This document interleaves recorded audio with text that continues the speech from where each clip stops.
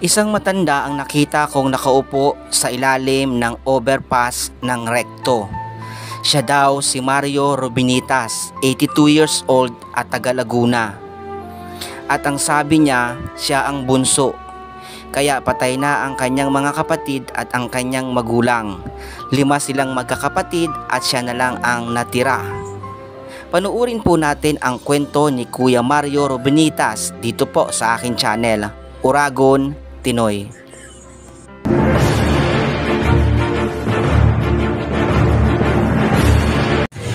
Nabasa ko kasi yan, kuya, oh. Anak pang kain ko lang. Eto po. Taga saan ka po, tay? Wala na ako kamag-anak sa bangketa ko. Pero anong province mo, tay? Patay na lahat ng Laguna ako. Patay na yung nanay ko 20 years ago. 82 na ako na. Nasaan po yung mga kapatid nyo, tay? Wala na, patay na nila. 5 kami. Ako na lang natin sila kaya. Anong pangalan mo, tay? Mario Mario ano po? Robinitas. Robinitas. R-O-B-E-N-I-T-A-S. Robinitas.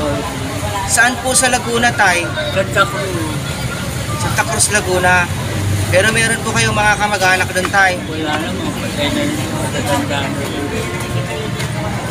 Kaya ako 82, pinakabunso ko. Bunso ka po sa magkakapatid. Ako magkakapatid, patay na lahat. Ako na lang natitira. Kaya di na lang sa bangketa ako na. Maligaya naman ako. Alam ko, sukunin ako ng Diyos. Tay, ayaw nyo ba sa Home for the Age? Oo, malakas pa naman ako. Malakas pa ako na maka 100, di ba may pataka ng batas. Pag naka 100 ka, 100,000. Kaya ko na, sabi na ng mga galing mo. 82 ko na, lakas mo pa. Makakaabot na ng 100, makakapot ka 100,000. Ang may bago ngayon, 100 ba? 1 million. Ang ibig sabihin, tay, inaasahan mo yung... Oo, inaasahan ko. Ay, kasi alam ko, pinakausap ko ito siya. Naging pastor ako anak sa Pasig, assistant pastor ako. Pastor, nangangaral. For God, John 3:16, for God so loved the world that He gave His only begotten Son, Jesus Christ, that whosoever believe in Him should not perish, but have an everlasting life. 1:16. Ganun na lang ang pagsinta ng Diyos sa nangyayutan. Kaya binigay niya ang kanyang bugtong na anak na si Jesus upang ang sino man sa kanyang sumampalataya huwag mapahamak kung di magkaroon ng buhay na walang hanggan. Anak, mamatay tayo. Judgment tayo kung pamatay natin. Akala mo ba mga gusto mo mamatay lang? Kaya nga binigyan ng Diyos ng kamatayan tao para matakot. Gumawa ng pagbukian. Ikaw anak, pupunta ka sa langit. Kasi yung si Bernardo po yun, Dolby, patay na. Ay, pero sinabi sa akin, Pero tayo lahat talaga may hangganan, ano? oh, may hangganan talaga. At saka walang pagsisisi sa una, palagi sa uli. Sabi mo nga, walang pagsisisi. Kung walang may pagsisisi sa una, walang magkakasala. Bakit nyo po nasabi, kuya, na nasa huli yung pagsisisi? Siyempre, yung mga sa dyaryo nakamatay. Nagsisisi sila, hindi nila akalain gawin nila yun. Diba? Base sa experience mo, kuya, meron ka ba experience na pinagsisisihan mo sa ngayon? Hindi naman, wala naman. Kasi maligaya ako kahit na natutulog ako. Marami na ninakaw sa akin. Galing na sa remote. Bumili ako ng cellphone para, movie lang inaano ko para may ako yung mapag-anuhan. Paglibangan. Eh kasi nanako ng mga gano'n.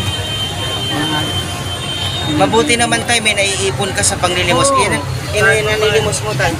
Marami na. Marami, ito pa na ako. Opo. Nakalagay kasi dyan, anak, pagkain ko lang, salamat.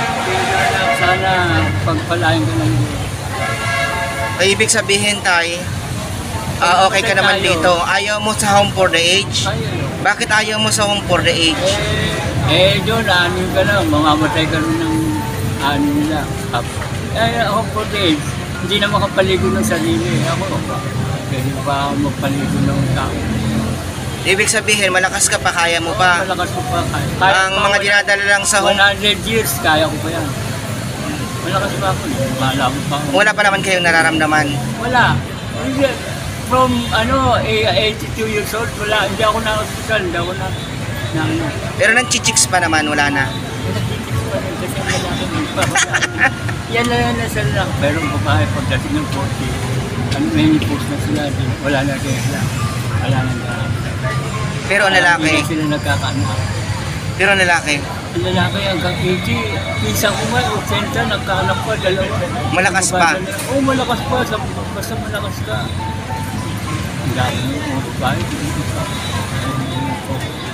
dyan ano, dami. Kaso nga lang, huwag ka nga basta. Kuha anak, kuha ng bakang kasakit. Kung may mga sakit na yun. Marami, iba-iba ang mga ano. Gaya ni, hindi mo na yun. Si Balbagan, Nabutan ko yon. nabutong ba? Nagar yun, isang linggo yun. Nagka-8 yun. Alam mo kaya nakuha niya? Negro.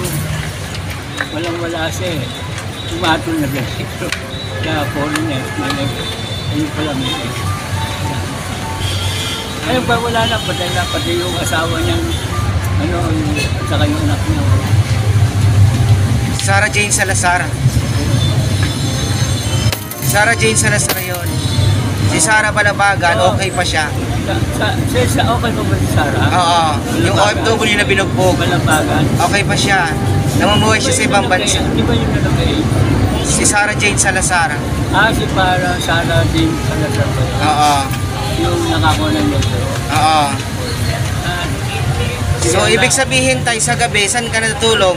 siya basta ko saan, nangungulit pa nga, tutulog na lang. Paano yung upa namin, pangkain nga lang, wala na. Nagpwesto, nahuli ako dyan, sa dalpan ako dinala. Nakapaglabon ako, yung mga empleyado lang pala ng City Hall. So, hindi naman batas to Ang batas, yung nagnanakaw, pulis ang huli. Na kayo na kumanan sa Ibig sabihin tayo, hihintayin mo na lang na tumanda ka dito sa kalye. Hindi, hinintay ko na rin yung hatol ng Miguel. Paano kung abutin ka ng hatol ng Diyos dito ka sa kalye? Yung singer, di ba namatay, natutulog. Oo. Tutulog siya. Oo. Sabi ko sa Lord, tulog, kunin mo ako yung tulog ako, wag na mo pa kayo. Yan. Tulog ka. Yan. Saka maraming tutulog sa'yo. Ano pangalan ni Kuya? Mario, Mario. Mario Robinita. Mario Rubinita. So ito po si Kuya Mario Rubinitas ay 82 years old, taga Laguna. September 16, 1941. Nung pinanganak siya at nandito siya ngayon sa Manila. Wala na daw siyang kamag-anak, wala na daw siyang magulang, wala na daw siyang kapatid dahil ang bunso ay siya. 82 years old na siya. So ibig sabihin, wala na nga yung mga kapatid niya dahil ito si Kuya ay 82 years old na, so talagang matanda na. Nakita ko kasi dito nakalagay anak pahingi pagkain, so yun, binigyan naman po natin si tatay at yun nga po, thank you very much. malakas pa po si tatay at kinausap ko po siya kung gusto niya sa Home for the Aged. Ayaw niya po dahil mas gusto niya po dito sa labas dahil sa Home for the Aged daw po kapag dinala daw po siya doon ay lalo siya manghihina. Dito daw po ay nakakakilos pa naman siya at malakas pa. Tama na. So yun po, maraming salamat po sa inyong lahat, sa ating po mga kaibigan po sa Facebook at YouTube. Muli po ito po si Uragon Tinoy at maraming salamat po sa mga suporta. God bless po, ingat po.